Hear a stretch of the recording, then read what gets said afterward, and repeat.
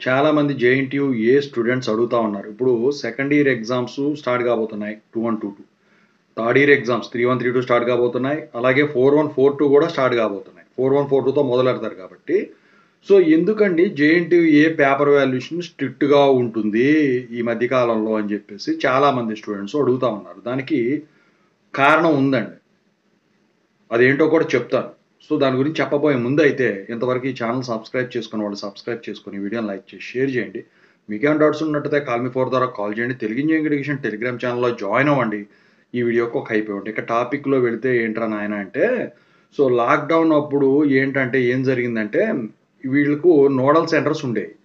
అయితే యూనివర్సిటీలో కాకుండా ఎక్కువ శాతం బయట నోడల్ సెంటర్స్‌లో జరిగాయి. నోడల్ సెంటర్‌లో జరిగినప్పుడు ఏమైందంటే, ఫస్ట్ వాల్యుయేషన్ చేసిన వాళ్ళు ఏది పడితే ఎట్లా పడితే అట్లా చేయటం జరిగింది. చేసిన తర్వాత స్టూడెంట్స్ రీవాల్యుయేషను ఇలాంటివి పెట్టుకున్నప్పుడు ఏమైందంటే, ఆ రిజల్ట్ అనేది జనరల్‌గా జేఎన్‌టీయూ ఏది నో చేంజే వస్తది. సో, రిజల్ట్ అనేది చేంజ్ వచ్చింది. సో, చూస్తే ఫస్ట్ వాల్యుయేషన్ చేసిన వాళ్ళు సరిగ్గా చేయలేదని చెప్పేసి మరి వాళ్ళకి అర్థమైందో ఏమో గానీ, మామూలుగా వాళ్ళు చెప్పిన దానికైతే ఏంటంటే, ఇక అర్థం అదే గదా!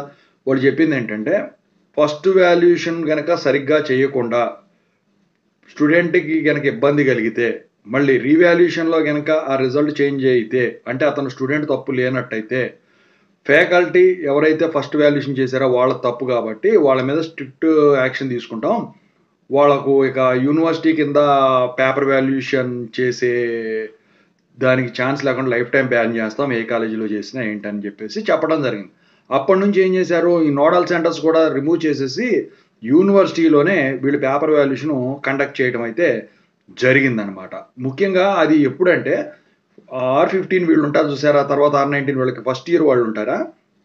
సో, ఆ ఫస్ట్ ఇయర్‌లో ఎక్కువ శాతం మ్యాథమెటిక్స్ సబ్జెక్టు. సో, ఆ మ్యాథమెటిక్స్ సబ్జెక్ట్ ఎక్కువ మంది ఇదయ్యారు. అసలు 30% పాస్ పర్సెంటేజ్ కూడా రాలేదు.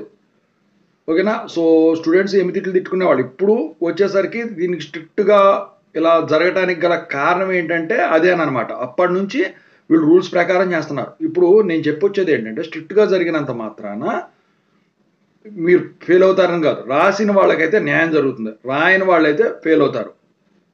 అది ఓవరాల్‌గా జేఎన్‌టీయూ నిర్ణయం వెనక ఉన్న రీజన్.